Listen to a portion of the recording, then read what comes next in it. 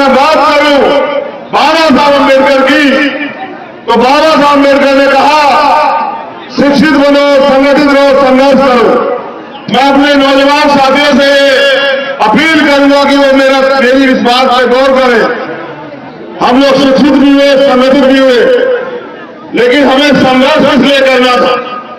जब बाबा साहब अम्बेडकर ने कहा कि संघर्ष करो, तो उनका इशारा यह था कि सत्ता के लिए संघर्ष करो, इस देश की राज व्यवस्था पर काबिज होने के लिए संघर्ष करो। उनका इशारा यह था कि पॉलिटिक्स के मास्टर की राजनीतिक सत्ता की चाबी अपने हाथ में लेने के लिए संघर्ष करो। और हम लोग संघर्ष करते हैं रोटी कपड़ा मकान के लिए।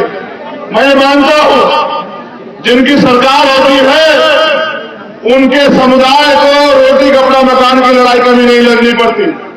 बाबा साहब अम्बेडकर स्पष्ट इशारा करके गए कि राजनीति में भागीदारी न करने का सबसे बड़ा नुकसान यह है कि अयोग्य लोग आपके ऊपर शासन करते हैं। उन्होंने ये भी कहा कि अन्याय करने वाले से अन्याय सहने वाला ज्यादा दोषी होता है। मैं ये मानता हूं कि हमने अपने महापुरुषों को पढ़ा तो है, लेकिन उनको उनके आदर्शों पर चलने का कार्य जो है लंबे समय से हम लोग रोके हुए। अब हम पिछले कुछ साल से अपने महापुरुषों को पूज रहे हैं। हम अपने महापुरुषों की स्टैच्यू लगाते हैं, उनके ऊपर माल्यार्पण करते हैं, उनके पैर छूते हैं और पैर छू के उनके आगे ये बात कहते हैं कि बाबा साहब हमारी जिंदगी में बदलाव कर देना, हमारी जिंदगी में अच्छे दिन ला देना। मगर मैं समझता हूं कि बाबा साहब अम्बेडकर, बुद्ध के बाद बाबा साहब अम्बेडकर वो शख्सियत थे जो कह के गए कि मुझे पूजने की नहीं पर मुझे पढ़ने की जरूरत है। उन्होंने इशारा किया कि मैं मूर्तियों में नहीं, मैं किताबों में हूं। आपको किताबों को पढ़ना चाहिए और इस देश की राज सत्ता कैसे लेना, कैसे हासिल करना है, इसको सोचना चाहिए। लेकिन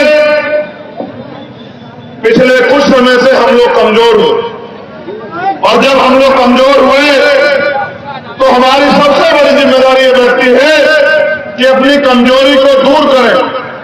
पिछले कुछ समय से हम लोग राजनीतिक व्यवस्था में भी कमजोर हुए, तो हमारी जिम्मेदारी सबसे पहले बैठती है कि उन कमजोरियों को ध्यान रखते हुए उन पर काम करते हम लोग ताकतवर बने।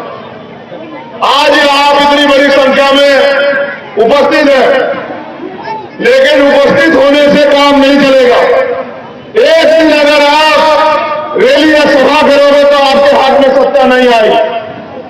जब आप 365 दिन सत्ता के लिए काम करोगे, मेहनत करोगे, तन मन धन से जुड़ जाओगे, तब जाके सत्ता आपके हाथ में आएगी। और जिस दिन सत्ता आपके हाथ में आएगी तब कोई आपके साथ अन्याय अत्याचार नहीं करेगा, तब कोई जो है आपकी जमीन नहीं दबाएगा, तब कोई जो है आपके अधिकारों के साथ छेड़छाड़ी नहीं करेगा।